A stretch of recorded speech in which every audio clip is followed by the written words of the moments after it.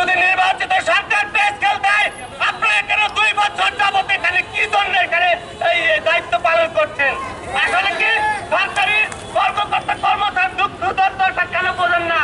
তাই বুঝতে হবে আপনার শেষ বেলায় পরিস্থিতি আমরা আবারও বলি অতি সত্বর পে স্কেল বাস্তবায়ন করুন, নইলে আপনারা রেহাই পাবেন না। আমাদের দিকে তাকান, বারবার বিরত আরোপ করছি মোহাম্মদের হাসপাতালের সকল কর্মকর্তা কর্মচারী। পরিশেষে আমি আমার সংক্ষিপ্ত বক্তব্য শেষ করছি। খোদা হাফেজ, আসসালামু আলাইকুম। ধন্যবাদ। মোহাম্মদের হাসপাতালের পে স্কেল বাস্তবায়ন কমিটির অন্যতম সদস্য মোহাম্মদ রবিউল ভাইকে তার দিক নির্দেশনামূলক এবং সুন্দর বক্তব্য রাখার জন্য এখন আপনাদের সাথে বক্তব্য রাখবেন মোহাম্মদের হাসপাতাল পে স্কেল বাস্তবায়ন কমিটির সম্মানিত সভাপতি মোহাম্মদ সুলতান মাহমুদকে তার বক্তব্য রাখার জন্য অনুরোধ করছি। সম্মানিত সকল কর্মচারী কর্মকর্তা ভাই ও বোনেরা, আসসালামু আলাইকুম।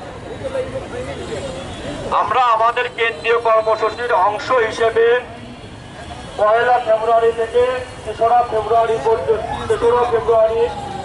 সকাল 9টা থেকে সকাল 11টা পর্যন্ত 2 ঘন্টা কর্মবিরতি এবং বিক্ষোভ সমাবেশে কেন্দ্রীয় কর্মসূচির অংশ হিসেবে পালন করতেছি। কিন্তু এই বগুড়াবাসী তথা উত্তরবঙ্গের রোগীদের কথা চিন্তা করে, যেহেতু আমরা স্বাস্থ্য সেক্টরে কাজ করি, আমরা মানবতার সেবায় নিয়োজিত, সেহেতু আমরা কর্মসূচিটা 11টা পর্যন্ত না করে আমরা 10টা-15 মিনিটের মধ্যেই শেষ করে দিব। কারণ আমরা তো রুগীকে বাইরে রেখে আমরা আন্দোলন করতে পারি না।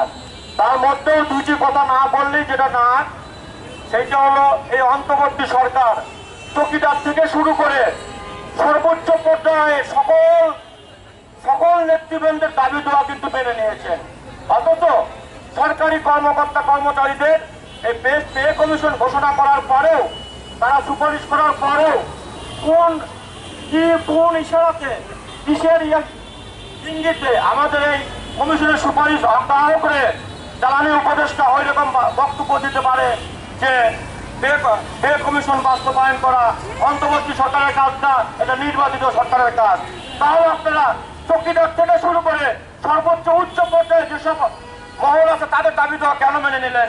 এবং যে সরকারি কর্মকর্তা কর্মচারীরা বাংলাদেশের সব কিছু টিকিয়ে রেখেছেন তাদের দাবিকে কেন অগ্রাহ্য করছেন? আমি বলতে চাই পরিষ্কার ভাষায়, অবিলম্বে 6 তারিখের মধ্যে আমাদের দাবি দেওয়া মেনে নেন, না হলে আগামী 6 তারিখ শুক্রবার যমুনা অভিমুখে প্রধান উপদেষ্টার কার্যালয়ে লং মার্চ কর্মসূচি হবে ইনশাল্লাহ। সেই কর্মসূচিতে সারা বাংলাদেশের সকল কর্মকর্তা কর্মচারী অংশগ্রহণ করবে। তখন কিন্তু কোনো অপ্রীতিকর ঘটনা ঘটে গেলে কোনো সরকারি কর্মকর্তা কর্মচারীর বিরুদ্ধে আপনারা দায় দিতে পারবেন না।